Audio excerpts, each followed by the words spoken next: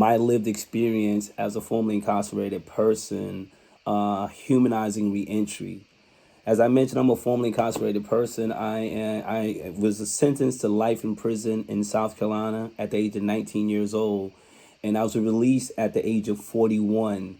And when I think about humanizing reentry, I say that humanizing reentry starts the day one enters into the prison system.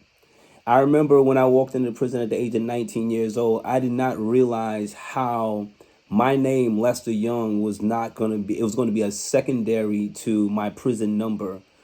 To this very day, I still remember my number, 187018, and that was something that every individual, when they enter into the prison system, their names are they have script of their name, that becomes secondary, and the primary name that they're given is inmate 187018 or 18, whatever that number is. And this is where I believe the dehumanizing process begins inside of the first day one enters into in the prison system.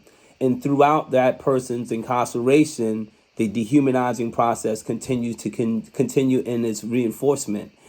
And I remember at about maybe 22 years into my 20 at age 22, maybe 3 years into my prison sentence, I remember a prison chaplain. His name is Robert. And I remember Robert Scotland, he asked me this question.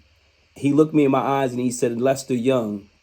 And remember, it was very rare to hear my name, Lester Young. I always was heard the name inmate, come here, inmate Young or inmate 187018.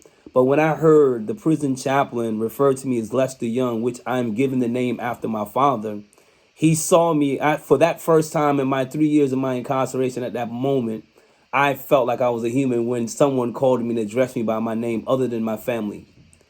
And in that conversation, I remember the prison chaplain staring me in my eyes and he asked me a question.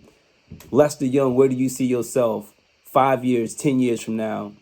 And at this time, again, I was in a system, I felt invisible in this system for so long. I felt like no one saw me. They only saw my prison uniform. They only saw my prison number, didn't see me as a person. They didn't see the broken teenage boy who was struggling with the fact that he took a human being life over drugs. No one saw that. They just saw the prison browns, the prison number. But this day, this prison chaplain saw me as a human being. He saw Lester Young, and he spoke to Lester Young. He didn't speak to inmate Lester Young. He spoke to the human being Lester Young.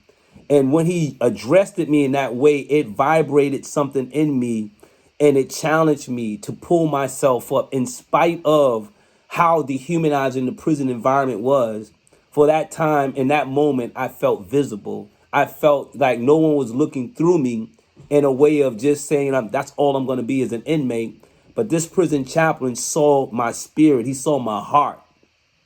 And when he saw my heart, he saw my spirit, he challenged me to be a better human being. He didn't challenge me or encourage me to be a better inmate, a better convict. He challenged me to be a better human being. And I share this message with you all to say that it's important that when we talk about humanizing reentry, we have to understand how important it is to begin this humanization while individuals in prison. And as they're transitioning out of prison and they come and sit before you and they're seeking your service, it's very empowering to have that conversation with these individuals, to humanize them, to let them know that I see you. There's another incident I remember after me being released on parole. I remember walking out of prison and going to the various service providers. And I used to always cringe again because it was always this term, offender, ex-offender young. We provide this service, ex-offender so-and-so. And I'm like, why am I still being referred to as an ex-offender or never given the term returning citizen or formerly incarcerated person? So I remember I went to the service provider one day, and she, again, just like the prison chaplain, she saw me not as an ex-offender, not as a convict or a person getting out of prison. She saw me as a man sitting before her who was rebuilding his life. And by that, me and her was able to connect. And that connection came because again, she didn't see me as the person who was sentenced to life in prison for murder.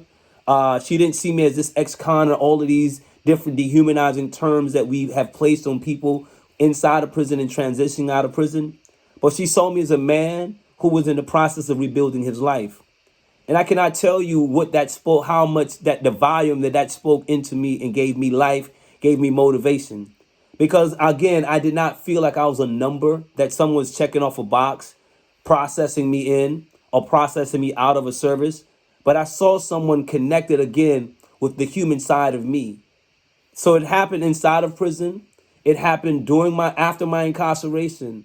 So when I mentioned humanizing reentry starts in prison, and for service providers, those who are working with people, we have to make sure that we center and we see them as human beings. And not only do we see them, we have to sometimes emphasize to them that they're visible, that we see them and that these individuals are visible. Prison can make one feel invisible. Because when you think about where prisons are located, most prisons are located on the outskirts of a community. Most people in prisons, when you hear about prisons, it's maybe on the news. Prisons are located outside of the media. You don't see them. So people walk on these prison yards every day, and it's almost an invisible world. So when these individuals come out of prison, I think it's important as a service provider and as a community and as a society to say that we see you. When you see people, you validate their visibility, you validate that they're human beings, you transform lives.